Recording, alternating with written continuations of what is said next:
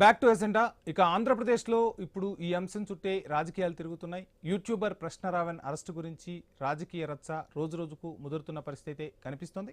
రావణ్ అరెస్ట్ను నేతలు రాజకీయం కోసం వాడుకుంటున్నారన్న విమర్శలు కూడా సర్వత్రా వినిపిస్తున్నాయి. ఇక ఆంధ్రప్రదేశ్లో సమస్యలే లేవా, రాజకీయ పార్టీలు ఈ అంశం చుట్టే ఎందుకు రాజకీయం చేస్తున్నాయనేది కూడా సామాన్యుడి సూటి ప్రశ్న.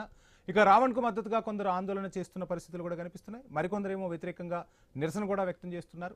రావణ్పై కక్ష కట్టారంటూ వైసీపీ నేతలు ఆరోపిస్తున్నారు. ప్రశ్నిస్తే అరెస్టు చేస్తారా అంటూ ప్రశ్నల వర్షాన్ని కూడా కురిపిస్తున్నారు. ఇక అటు రావణ్ అరెస్ట్ ఎపిసోడ్ ప్రారంభం నుంచి నటుడు ప్రకాష్ రాజ్ ప్రతిరోజు ఏదో ఒక విధంగా రావణ్కు మద్దతు తెలుపుతూనే ఉన్నారు. ఎక్స్ వేదికగా ఆయన పోస్టులు నిరంతరం పెడుతూనే ఉన్నారు.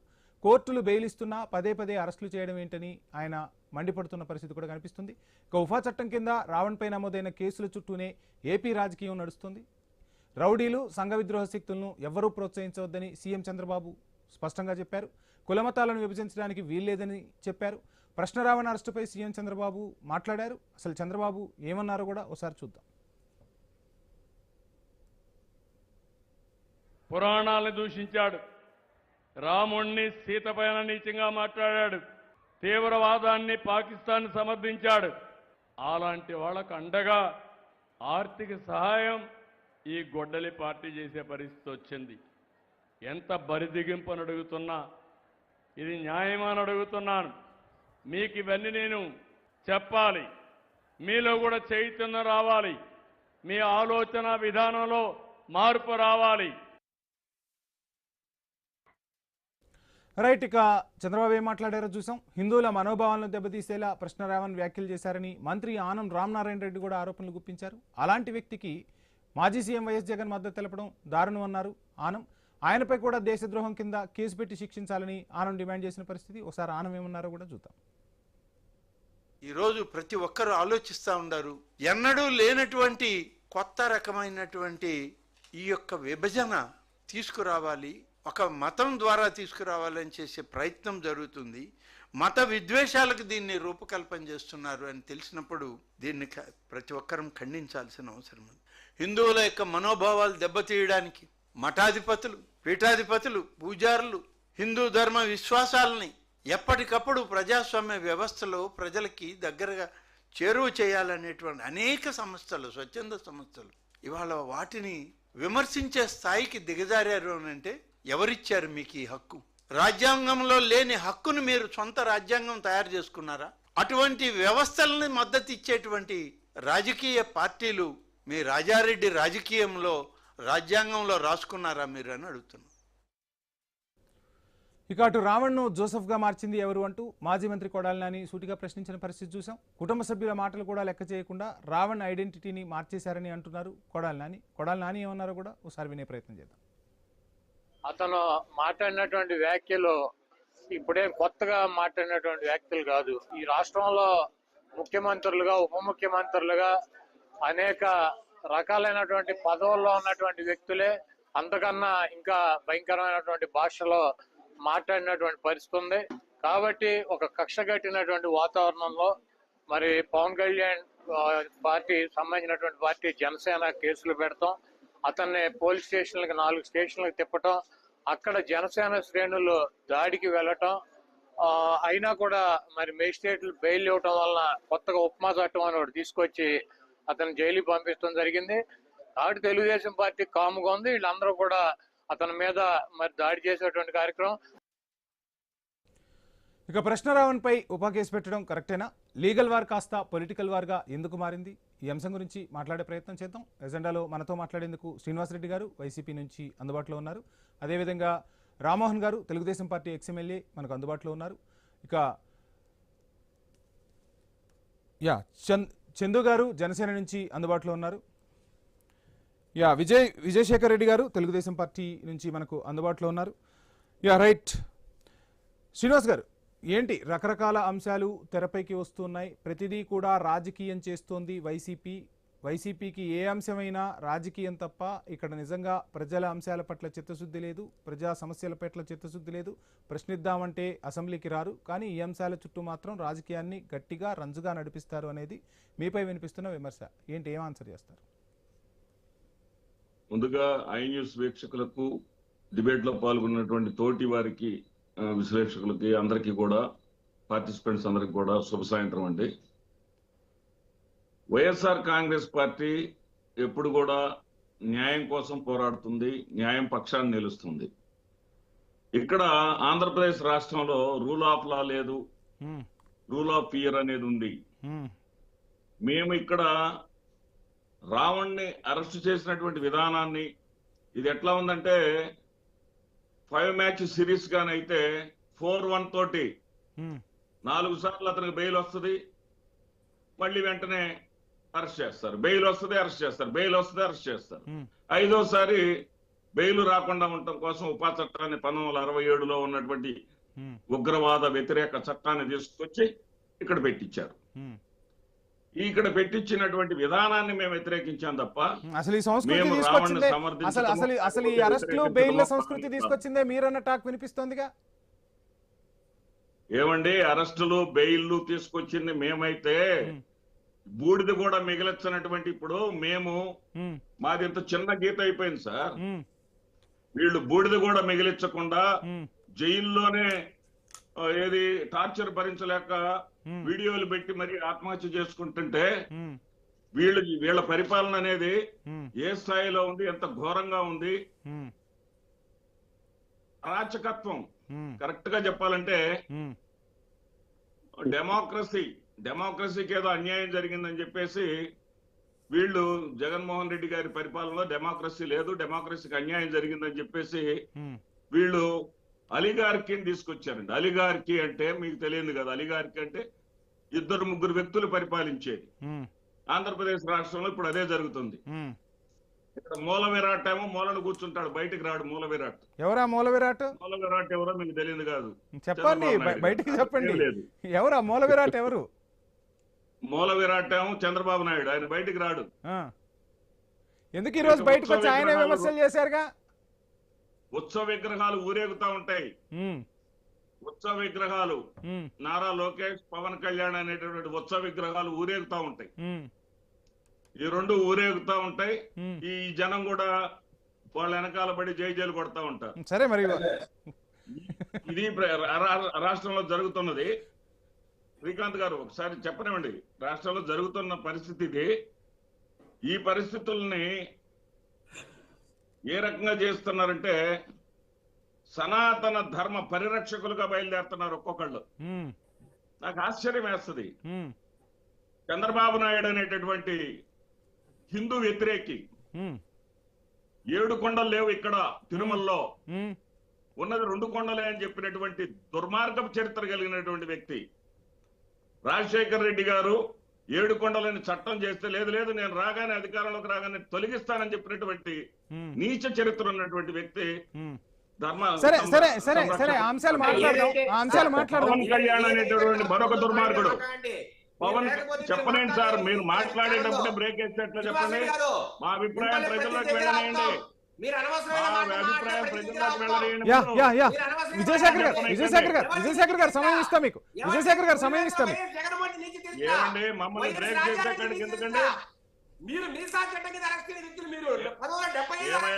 మాట వినేటటువంటి ఓపిక కూడా లేదు. అసహనంతో రగిలిపోతున్నారు. విజయశేఖర్ గారు సమయం ఇస్తా మీకు. సమయం ఇస్తా. Please cooperate. విజయశేఖర్ గారు ప్లీజ్ కోఆపరేట్. మీరు ఎంత అసహనంతో రగిలిపోతున్నారో అర్థమవుతా ఉంది. జనంలోకి పోనీయకుండా, మెసేజ్ జనంలోకి పోనీయకుండా మీరు సనాతన ధర్మ పరిరక్షకుల సిగ్గుండాల. ఆంధ్రప్రదేశ్ రాష్ట్రంలో పరమ పవిత్రమైనటువంటి 310 సంవత్సరాల చరిత్ర కలిగినటువంటి ఏమయ్యా మాట్లాడిస్తూ నన్నన్న మాట్లాడిస్తుంది. హలో విజయశేఖర్ గారు ప్లీజ్ మాట్లాడించండి. విజయశేఖర్ గారు ప్లీజ్. విజయశేఖర్ గారు దయచేసి కోఆపరేట్ చేయండి. నేను మాట్లాడిన తర్వాత వాళ్ళని మాట్లాడమనండి. మీకు సమయం ఇస్తా మీకు. సమయం ఇస్తా శ్రీనివాస్ గారు. ఒకరి తర్వాత ఒకరు సనాతన ధర్మ పరిరక్షకులుగా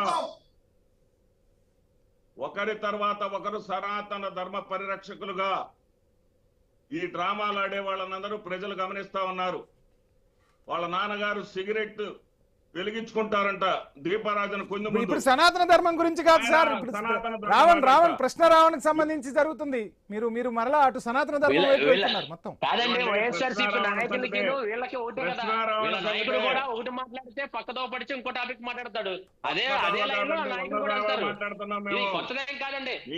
వాస్తవాలు ఇప్పుడు ఈ రోజు మీరు అడిగిన ప్రశ్నని పక్కకు తొలగించి వాళ్ళ నాయకుడికి వాళ్ళ కార్యకర్తలు శ్రీనివాస్ గారు సమయం ఇస్తా మనకు 10 నిమిషాలు మాత్రమే ఉంది. ప్లీజ్ శ్రీనివాస్ గారు మీకు సమయం ఇస్తా. కాంగ్రెస్ లో ఉన్న ప్రతి ఒక్కరు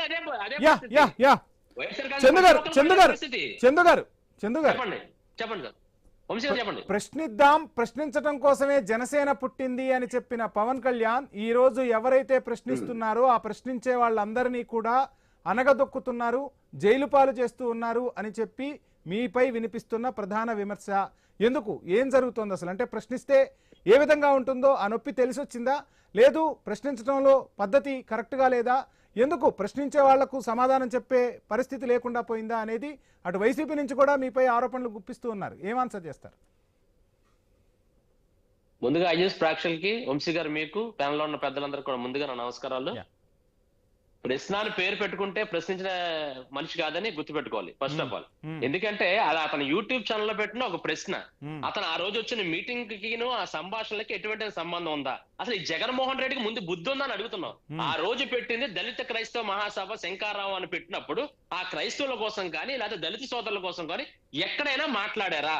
ఆ సభ పెట్టిన సభ అధ్యక్షుడు కానీ ఆ సభలో పాల్గొన్న ఈ రావణ కానీ ఎవరైనా సరే కేవలం అది వైఎస్ఆర్ కాంగ్రెస్ పార్టీ ఒక మీటింగ్ లా మాత్రమే చేశారు. కేవలం అది ఏంటంటే డబ్బులు తీసుకొని జనాల పక్కదో పెడతాకి, దళితులను మోసం చేయడానికి, క్రైస్తవ సోదరులను మోసం చేయడానికి కేవలం పెట్టినటువంటి సభ.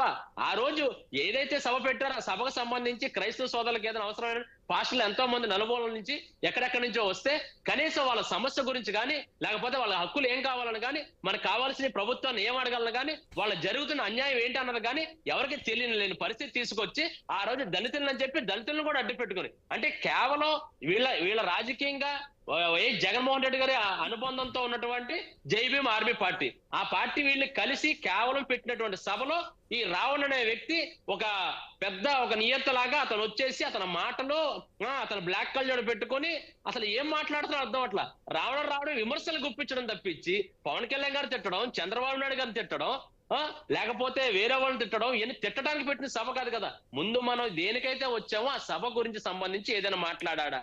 ఈ రోజు వైఎస్ఆర్ కాంగ్రెస్ పార్టీని దాని యొక్క అధ్యక్షుడు జగన్మోహన్ రెడ్డిని నేను మీ ఐన్యూస్ ద్వారా అడుగుతున్నా, అసలు ప్రశ్న అంటే ఏంటి? ఆ ప్రశ్నకు సంబంధించి ఆ సభలో ఏ మాత్రం ప్రశ్నించారు? ప్రభుత్వాన్ని, క్రైస్తవ దళితుల కోసం ఏం ప్రశ్నించారు? నష్టపడబడాలి. ఇదన్నీ మానేసి ఇష్టం వచ్చినట్టు పవన్ కళ్యాణ్ గారు అనే స్తోమత గాని ఆయన అనే అర్హత గాని చందు గారు ఇంకొక క్వశ్చన్ మీకు. సో ఏంటి మొత్తంగా ప్రకాష్ రాజు తీవ్ర విమర్శలు గుప్పిస్తూ ఉన్నారు పవన్ కళ్యాణ్ కి సంబంధించి.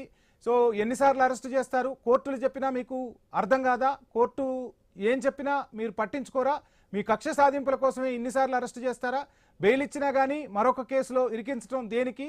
ఏం మీ మనస్తత్వం అంటూ కూడా ప్రకాష్ రాజు ప్రశ్నిస్తున్నారు పవన్ కళ్యాణ్ని. సో ఎలా చూస్తున్నారు ఏంటి అసలు? ప్రకాష్ రాజు ఎందుకు ఇంత రియాక్ట్ అవుతున్నారు?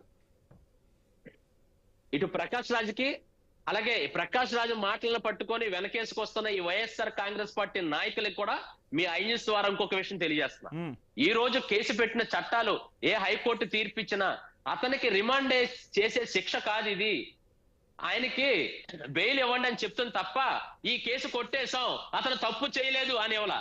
First point. ఇంకొకటి, ఈ కేసు అయిపోయింది ఇంకో స్టేషన్ లో కేసు పెట్టకూడదు, ఇంకో కేసు పెడతాక అర్హత లేదు అని ఎక్కడ హైకోర్టు చట్టాలను తెలుసుకోవాలి, చట్టం ప్రకారమే ఫాలో అవుతున్నాం. ఇకపోతే ఆయన ఇందాక మాట చెప్పారు 1964లో ఉన్న ఉపా చట్టాన్ని తీసుకొచ్చారని. ఒకటి గుర్తుపెట్టుకోండి, జగన్మోహన్ రెడ్డిలా కొత్త చట్టాలు తీసుకొచ్చి కొత్త వ్యవస్థను తీసుకొచ్చి కొత్త పాలసీలు తీసుకొచ్చి ఇక్కడ ప్రజల్ని ఇబ్బంది పెట్టడం కానీ, ఎవరిని భయభ్రాంతులు గురి చేయడం కానీ ఎటువంటి చేయనటువంటి పార్టీ ఏదంటే ఈ కూటమి ప్రభుత్వంలోనే. అది కూడా జనసేన పార్టీ బాధ్యత తీసుకొని ఈరోజు చట్ట ప్రకారంగానే 1964 తెచ్చిన అది చట్టంలో ఉన్నదాన్ని తీసుకొచ్చారు తప్పించి కొత్తగా 1964లోని చట్టాలని లిఖించి లేకపోతే కొత్తగా రాసి తీసుకురాలని కూడా ఈ వైఎస్ఆర్ కాంగ్రెస్ పార్టీ నాయకులకి కార్యకర్తలకి రైట్ సమయం ఇస్తా, చందు గారు సమయం ఇస్తా. విజయశేఖర రెడ్డి గారు, ఏంటి కూటమి సర్కార్ అధికారంలోకి వచ్చిన తర్వాత కక్ష సాధింపు చర్యలకు పాల్పడుతోంది, ఒకసారి కోర్టులు బెయిల్ ఇచ్చిన తర్వాత మళ్ళీ అరెస్టులు చేయటం, అంటే ప్రభుత్వానికి సంబంధించి కానీ ప్రభుత్వంలో పనిచేసే నాయకులకు సంబంధించి కానీ విమర్శలు చేయకూడదా, ప్రశ్నించకూడదా, ప్రశ్నిస్తే అరెస్టులు చేస్తారా, అరెస్టులు చేసి జైల్లో పెట్టి వాళ్ళను ఇబ్బందులు పెడతారా అంటూ అంబటి రాంబాబు కూడా ప్రశ్నిస్తూ ఉన్నారు. అంబటి రాంబాబు చేసిన విమర్శలు ఏ విధంగా ఉన్నాయో కూడా చూశారు. సో ఏంటి అసలు ఏం ఆన్సర్ చేస్తారు, ఎందుకు ఈ కక్ష సాధింపులు అంటే ఏం ఆన్సర్ చేస్తారు? అందరికి కూడా నమస్కారం సార్. ఇప్పుడు బ్రదర్ చెప్పినట్టు, చందు గారు చెప్పినట్టు, దళిత క్రైస్తవ సభకు పెట్టిన మీరు క్రైస్తవ సంఘాల గురించి కానీ, క్రైస్తవుల సమస్యల గురించి కానీ, లేదంటే వాళ్ళ రిజర్వేషన్స్ గురించి కానీ మీరు ఏమైనా మాట్లాడండి, గవర్నమెంట్ డిమాండ్ చేయండి. లేదు సుప్రీంకోర్టు మీకు రిజర్వేషన్ ఇచ్చారనుకోండి, దళిత రిజర్వేషన్ తీసుకోండి, మాకే అభ్యంతరం. సరే, కృష్ణుణ్ణి రాముణ్ణి ఏ రకంగా చూస్తున్నామో యేసుక్రీస్తు ప్రభువును కూడా ఆ రకంగా చూసే పద్ధతి మాది. మేము ఎక్కడా ఎవరిని తోలనాడే ప్రశ్న లేదు.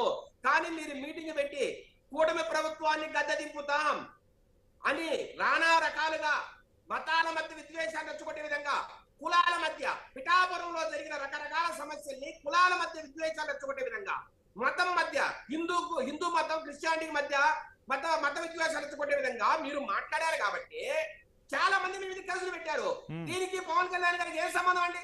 అంటే ఎవరైనా కడుపు మండి ఒళ్ళు మండి లేదంటే రక్తం మరిగి కేసులు పెడితే దానికి పవన్ కళ్యాణ్ అడ్డుపడాలా సార్? దాంట్లో భాగంగానే 4 సార్లు అతన్ని అరెస్ట్ చేశారు. కానీ 7 సంవత్సరాలకు తక్కువగా శిక్ష పడే కేసు ఆ సెక్షన్లు కాబట్టి అతనికి బెయిల్ వచ్చింది.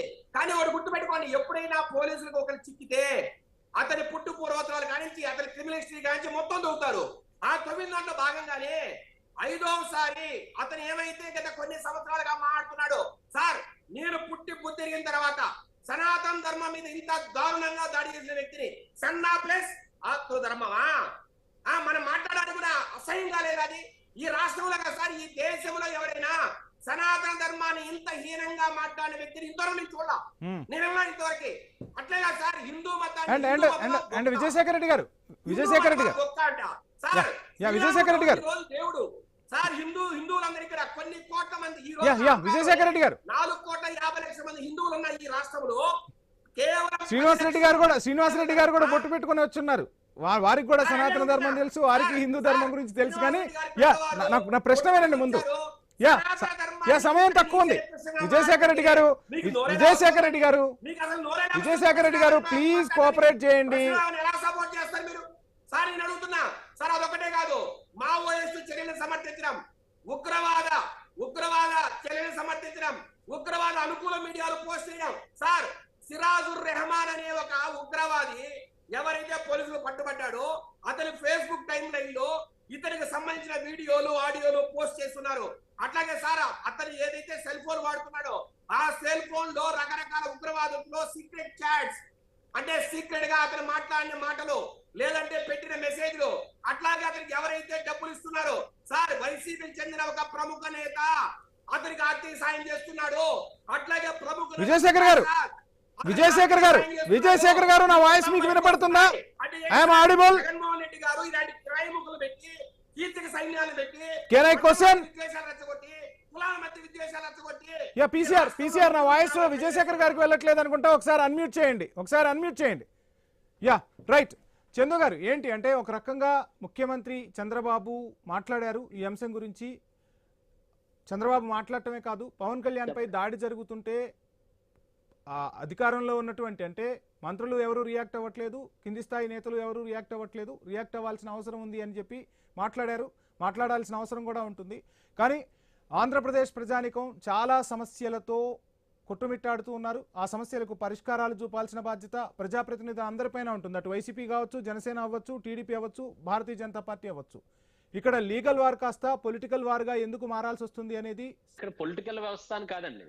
ఎందుకంటే ఇది ప్రజాస్వామ్యంలో చిచ్చులు పెట్టి మత ద్వేషాలు, కుల ద్వేషాలు చొప్పున తీసుకురావడం వల్ల సమాజం అంతా కూడా చాలా దారుణమైన పరిస్థితికి వచ్చేస్తుంది.